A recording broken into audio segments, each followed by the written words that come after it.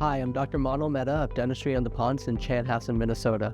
If you're considering replacement options for some infected or missing teeth, we're here to help.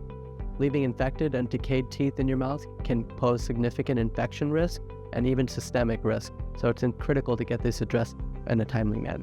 Here at my practice, we'll sit down with you and discuss your options, and we'll go over treatment options with you. We'll discuss how to stage it out so it fits within your lifestyle and your budget. Dental extractions can typically be done here at our office under local anesthetic. However, if you experience anxiety or want to be put to sleep for your extraction, we can help facilitate that for you.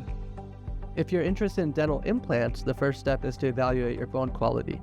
We use a 3D X-ray called the CBCT to plan the size and shape of the implant needed to replace your missing tooth or teeth. If you've been missing a tooth for several years, you might be required to get a bone graft to regenerate the jawbone before we place the implant.